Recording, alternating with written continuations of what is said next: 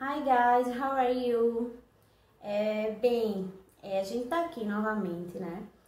E hoje a gente vai tratar do verbo to be, que não é um verbo que vocês já não tenham ouvido falar. A gente fala praticamente durante todo momento que a gente começa a estudar a língua inglesa. A gente sempre volta para o verbo to be, tá? Então a gente vai fazer uma revisão do verbo to be e falar também das suas formas interrogativas e negativas.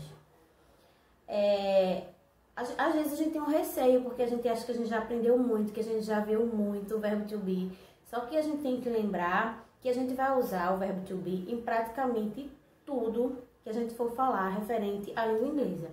Então, a gente vai usar o verbo to be para se apresentar, a gente vai usar o verbo to be para conhecer alguém, para iniciar uma conversa. Então, praticamente tudo, a princípio, né, de um diálogo simples que a gente vai poder ter, a gente vai usar o verbo to be. Então, é tão importante que a gente esteja sempre voltando e sempre praticando esse verbo. Até porque ele vai aparecer em outros momentos, em outras formas em que os verbos eles forem conjugados. Então, o verbo to be ele vai estar sempre ali circulando, não só como o verbo to be em si, mas de variadas formas.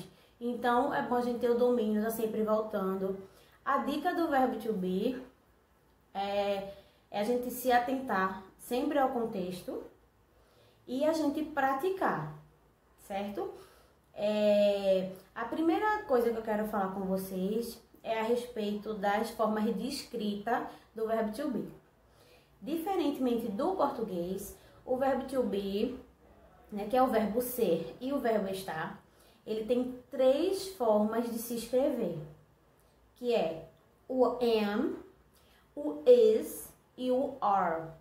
Então, em um único momento, em uma única conjugação, a gente vai ter três formas de se escrever, certo? Diferentemente do português, que a gente tem um verbo pro ser e um verbo pro estar. O que é que vai diferenciar? O contexto da frase. Então, a primeira dica que eu quero dar para vocês é: quando é que a gente vai saber quando a gente está se tratando do ser e quando a gente está se tratando do estar? Através do contexto, certo? Então, eu trouxe três frases para a gente poder entender melhor como é que ele se apresenta. A primeira é I am tall. Eu sou alto. Quando eu falo de mim, eu sou alta, ou ele é alto, whatever, eu tô falando de ser. Então, eu não posso dizer eu estou alto, certo? Se eu estiver falando da altura, eu tô tratando de algo que eu sou. Então, a gente vai entender pelo contexto que se trata do verbo ser, certo?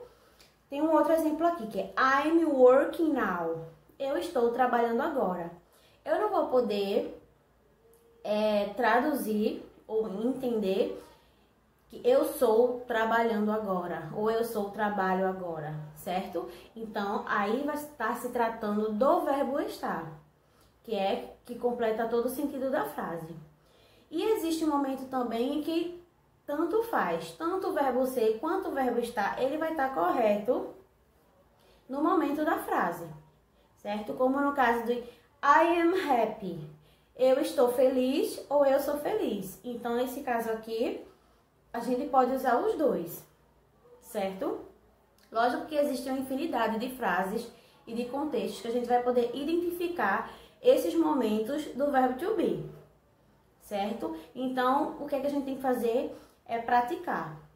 Quanto mais a gente pratica, mais a gente vai poder identificar em que momento, né, quando se está se tratando do verbo ser e quando está se tratando do verbo estar, ok? Como eu falei anteriormente, a gente escreve, né, só recapitulando, o verbo to be de três formas: am, is e are, ok? Então, são essas três expressões. A gente não vai falar só dessa forma do verbo to be. A gente também vai estudar, inclusive vai estar na atividade, duas outras formas de falar o verbo to be, que é quando eu tô negando e quando eu tô perguntando, certo? Não existe bicho de sete cabeças. O verbo to be é um verbo super simples de conjugar, super simples de identificar. Então, é só a gente prestar atenção mesmo, tá? No caso do verbo to be, quando eu quiser negar alguma coisa, alguma informação, I am not happy. Eu não estou feliz, ou eu não sou feliz. Então, o que é que eu vou fazer? Assim como no exemplo que eu vou colocar aqui do lado, I am not happy. Eu não sou feliz, ou eu não estou feliz. Eu só vou acrescentar o not depois do verbo, certo? Não tem mais o que fazer. Após o verbo, eu acrescento o not, ok? E existem duas formas de escrever, que é a forma I am not e a forma contraída, que eu também vou colocar aqui embaixo. E que não tem nenhuma diferença, só a diferença da escrita mesmo, ok? O que pode haver alguma diferença na pronúncia, tá? Mas de sentido, não tem mudança no sentido, independente de estar na sua forma normal ou na sua forma contraída, ok? Então, recapitulando, I am not happy. Eu não estou feliz. A gente acrescenta o not sempre após o verbo, ok? No caso da pergunta, é também muito simples. No caso do I am happy, a gente não vai permanecer com a mesma estrutura. A gente vai mudar o verbo e vai colocar ele antes do pronome. Então, vai ficar am I happy? Eu sou feliz. Are you happy? Você é feliz? Então, como eu coloquei aqui no exemplo aqui embaixo, a gente muda o verbo, troca o verbo de lugar com o pronome. Então, coloca primeiro o verbo, depois coloca o pronome e depois coloca o complemento, ok? Não tem bicho de sete cabeças também, então é bem simples de identificar quando é uma forma e quando é outra forma, ok? Então, a princípio, de um modo geral... Então tá, gente, eu espero que vocês tenham entendido, que tenha ficado, né, ainda mais claro para vocês. E eu vou deixar aqui para vocês um desafio, que eu vou disponibilizar a atividade e no final da atividade eu vou querer que vocês se apresentem, tá? Usando poucas expressões assim do verbo to be. Então, você pode dizer quem é você, quantos anos você tem, se você é alto, se você é baixo, ok?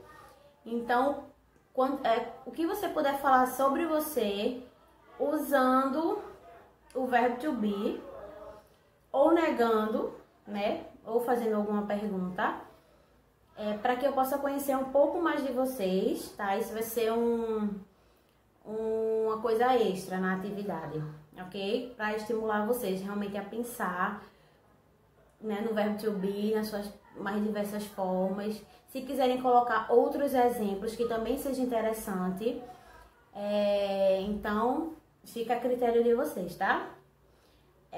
Espero que vocês tenham entendido e a gente se vê agora na aula online, ok? Bye, bye!